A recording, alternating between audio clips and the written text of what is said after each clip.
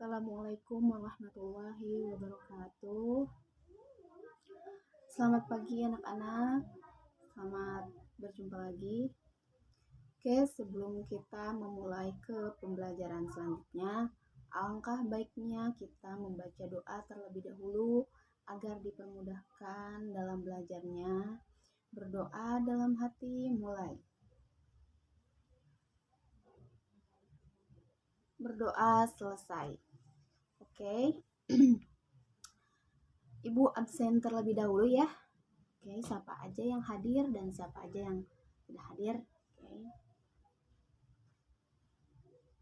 Sinta hadir Sinta. Hadir. Nyalakan kameranya, nyalakan kameranya semuanya, nyalakan kameranya. Oke. Siapa lagi yang belum masuk ini? Oke. Alhamdulillah ya, semuanya udah hadir semua, udah masuk semua. Oke.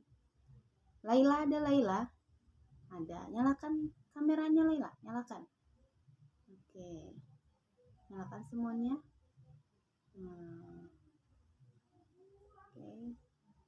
Oke, alhamdulillah udah hadir semuanya. Mari kita mulai saja ya. Oke, langsung aja ya. Di pembelajaran sebelumnya kita pernah membahas tentang sejarah ya, sejarah dan masa sejarah. Nah, oke, di sini sekarang Ibu mau memperincikan lagi, mau memperjelas lagi apa itu sejarah dan masa prasejarah. Bu, apa sih perbedaan masa prasejarah dan masa sejarah? Oke, kita bahas di sini apa itu sejarah ya. Sejarah sebagai catatan tentang masyarakat umat manusia atau peradaban dunia. Nah, tentang perubahan-perubahan yang terjadi pada watak masyarakat itu. Sejarah adalah ilmu yang menyelidiki perkembangan peristiwa dan kejadian-kejadian di masa lampau. Sejarah yaitu cerita yang tersusun secara sistematis atau teratur dan rapih. Itu yang dimaksud dengan sejarah. Nah, ada beberapa ahli yang berpendapat bahwa menurut Nugroho Nutosuntoso, sejarah adalah peristiwa-peristiwa yang menyangkut manusia sebagai makhluk hidup yang bermasyarakat yang terjadi pada masa lampau. Sejarah berarti pula kisah mengenai segala peristiwa itu. Kisah itu disusun berdasarkan peninggalan dari berbagai peristiwa itu. Sumber sejarah. Nah, sumber sejarah itu kumpulan hasil kebudayaan baik bersifat fisik, artefak atau ya bersifat tertulis, lisan maupun audiovisual untuk membuktikan peristiwa-peristiwa yang bersejarah. Nah, itu adalah yang dimaksud dengan sejarah. Bu, apa sih perbedaan antara masa prasejarah dan masa sejarah? Oke, kita bahas. Zaman prasejarah adalah zaman atau era di mana manusia itu belum mengenal tulisan.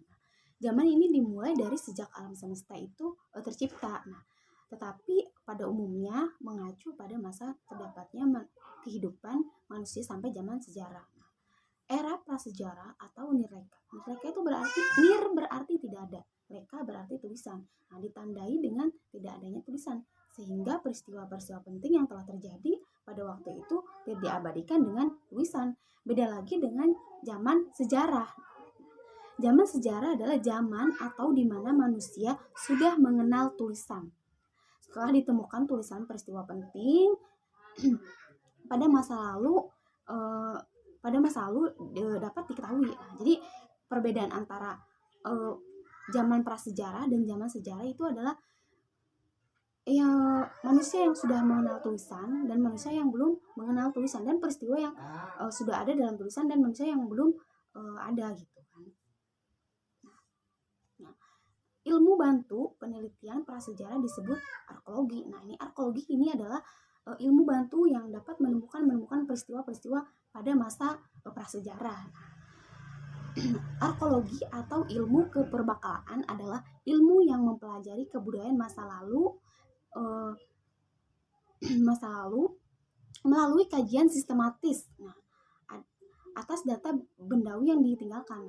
Kajian sistematis meliputi penemuan dokumentasi, analisis, interpretasi, dan data berupa artefak. Nah, budaya bendawi seperti kapak, batu, bangunan-bangunan candi, dan ekofak. Kalau ekofak itu adalah benda lingkungan seperti batuan rupa muka bumi dan fosil. Nah, maupun fitur artefaktual, nah yang tidak dapat dilepaskan dari tempatnya situs arkeologi. Nah, itu yang maksud dengan arkeologi. Jadi arkeologi itu adalah ilmu bantuan penelitian untuk menemukan masa-masa prasejarah gitu, masa prasejarah atau masa sejarah. Itu namanya ada ilmu kepurbakaan ya. Oke, di sini ada penemuan fosil pada zaman prasejarah ya. Apa sih itu fosil? Nah, fosil dalam bahasa Latin adalah fossa, yang berarti menggali keluar dari dalam tanah. Nah, yang artinya adalah sisa-sisa makhluk hidup yang menjadi batu atau mineral. Nah, untuk menjadi fosil, sisa-sisa hewan atau tanaman itu harus segera tertutup sedimen. Nah, sebanyak 60% fosil manusia purba ditemukan di Indonesia. Fosil manusia purba banyak ditemukan di daerah Sangiran. Nah, yaitu di daerah Jawa Tengah ya. Sangiran bahkan